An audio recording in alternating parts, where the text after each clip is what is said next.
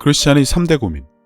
하나님이 느껴지지 않고, 기도 응답이 없고, 믿음이 없고, 물론 대부분 다 헛소리입니다. 예상초 하나님은 사람의 오감으로 절대 느낄 수 있는 분이 아니시기 때문입니다. 하지만 영의 눈을 떠서 그분을 직접 뵙고 대화도 나눈 분들도 계시지만 그렇다고 이 일은 아무나 경험하고 허락되는 일은 아닙니다. 기도 응답은 모두 다 해주시지만 정신이 다른 데 팔려 받지 못하는 경우가 태반이죠. 안 주시는 것이 아니라 못 받는 경우가 더 많다고 보시면 됩니다. 대표적으로 정욕으로 구했거나 두 마음을 품은 경우는 당연히 기도조차 하지 말아야 합니다만 슬쩍 감추고는 마치 하나님이 기도 응답을 주시지 않는 탓을 하는 이들이 지천에 깔렸으니 뭐 어쩔 도리가 없네요. 그리고 믿음이 없다. 내가 도마였기 때문이다 해서도 나누었지만 믿음이 없는 것이 아니라 없는 것을 모르거나 믿으려고 하지 않거나 주님을 사랑하지 않거나 중에 하나입니다. 그런데도 애를 써도 안 된다. 자꾸만 의심이 간다고 하는 것도 여전히 변명일 뿐입니다. 종교적이고 육신적인 노력을 해놓고는 정말 믿음으로 한 것이라 착각을 하며 의심이 가도록 어딘가 정신이 팔려 거지 동냥하듯 어쩌다 성경 보고 기도하고 말씀 묵상을 하면서 마치 하나님과 돈독한 관계인데 이상하게 나만 그런다는 말을 대부분 하고들 있으니 뭐 이것도 들으나 마나한 변명일 뿐입니다. 예수께서 대답하여 이르시되 사람이 나를 사랑하면 내 말을 지키리니 내 아버지께서 그를 사랑하실 것이요 우리가 그에게 가서 거처를 그와 함께 하리라. 그럼 도대체 하나님은 어디 계실까요? 하늘 구름 위? 그 어딘가 있는 천국? 물론 이 천국은 사람이 이해할 수 없는 다른 차원에 분명하게 존재하기 때문에 그곳에도 분명히 계십니다. 예수님이 우리의 거처를 마련해 두신 곳, 셀 수 없는 빈 집과 크리스탈 강물이 흐르고 말로 형용할 수 없는 아름다운 곳, 주변에 천국 경험을 하신 분들의 이야기를 들어보시면 알 수 있는데 제 선친께서 작고하시기 전에 영의 눈을 뜨셔서 환상 중에 천국 경험을 하시고 이 땅에 내려와 있는 천사와 마귀를 눈으로 직접 보신 것을 제가 생생하게 들어서 누구보다 더 잘 압니다. 또 여기 있다 저기 있다고도 못하리니 하나님의 나라는 너희 안에 있느니라. 오늘 이것에 대해 말하려는 것은 아니고 무소부재하신 하나님이 지금 어디에 그리고 어떻게 계신지 알아보자는 것인데 바로 그분을 사랑하는 당신 마음, 영 안에 계십니다. 그분을 사랑해서 말을 지킴이라는 조건을 만족시키는 자, 누구든지 그렇다는 것만 아시면 됩니다. 또 이걸 가지고 뭘 설명하고 느낌이 어쩌고 저쩌고 하지 말고 말씀에 따라 생각하면 됩니다. 그런즉 너희는 먼저 그의 나라와 그의 의를 구하라. 그리하면 이 모든 것을 너희에게 더하시리라.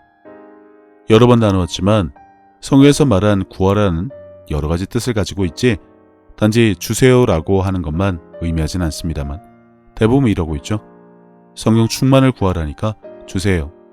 나라와 의를 구하라니까 주세요. 왜 그런지는 아직도 잘 모르겠습니다. 아무튼 나라와 의, 과연 무엇을 말하는 것일까요?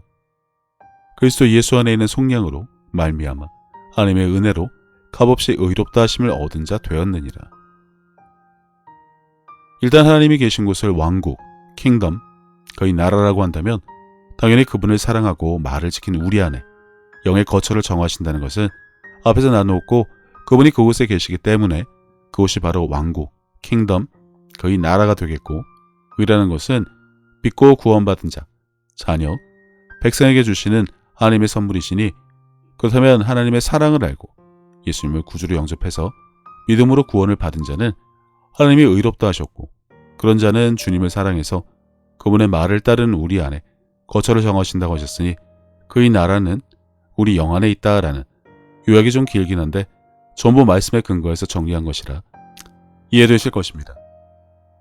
오늘의 주제에 대해 두 가지를 나눌 텐데 첫 번째 문제는 먼 산을 보며 볼 수 없는 다른 차원의 천국을 향해 그곳의 보좌에 앉으신 하나님을 생각하며 무엇인가 빌고 묵상을 하고 멍 때린다는 것입니다.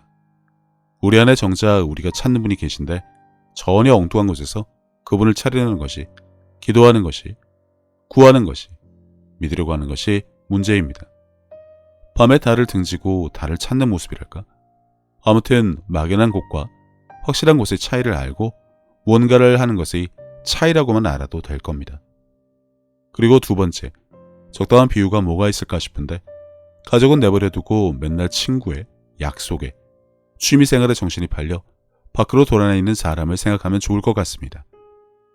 가족과 아이들이 있는 집에서 시간을 보내는 대신 대부분의 시간을 밖에서 보내면서도 한다는 소리가 일 때문에 회식과 주말 골프도 일의 연속이라는 핑계로 자기 좋을 것만 하고 지내는 어쩌면 지금 당신의 집에도 한 명 꼭 있을 것 같은 그 사람의 삶처럼 하나님과 관계를 맺고 있지 않은지 점검이라도 해봤으면 합니다.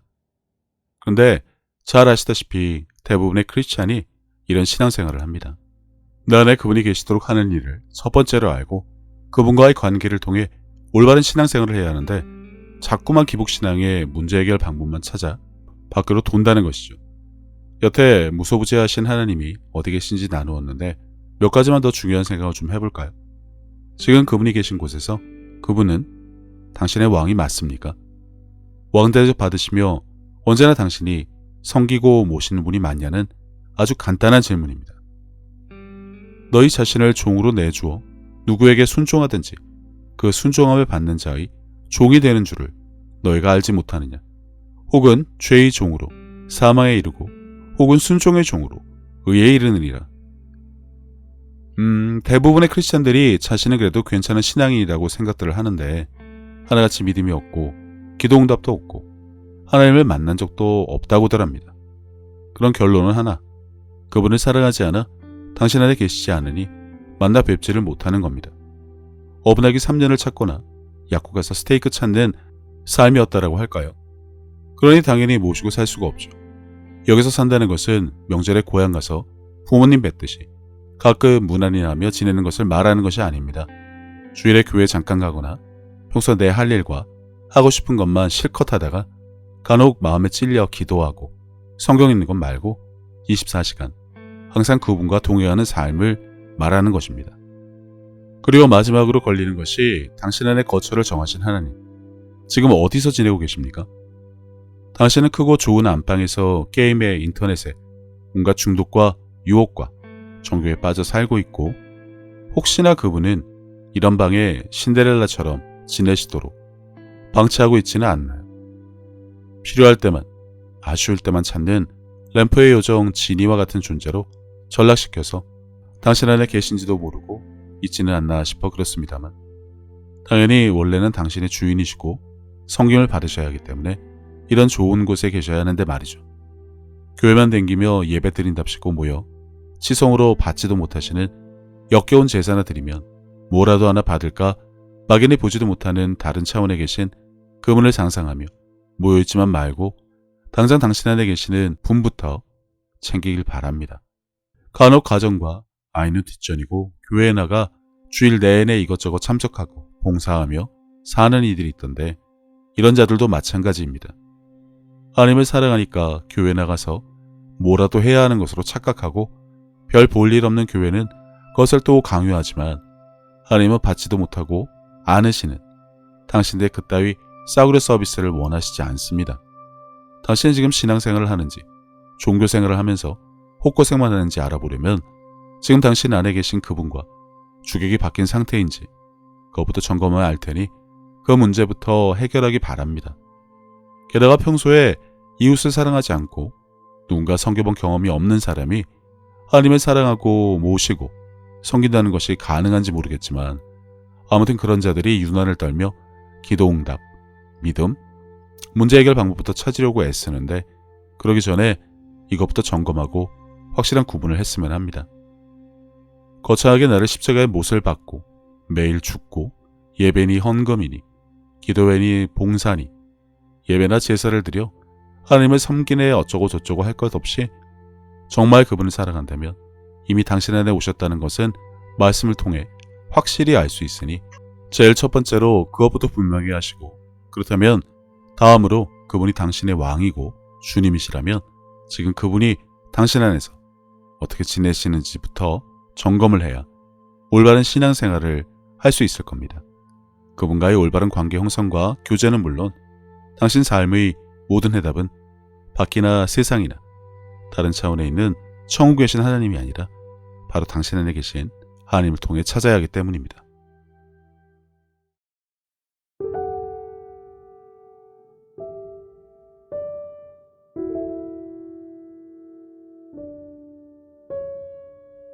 예수님께서는 내 마음을 다하고 목숨을 다하고 뜻을 다하고 힘을 다하여 주 너의 하나님을 사랑하라 하신 것이요. 둘째는 이것이니 내 이웃을 내 자신과 같이 사랑하나 보다 더 큰 계명은 없다고 하셨습니다.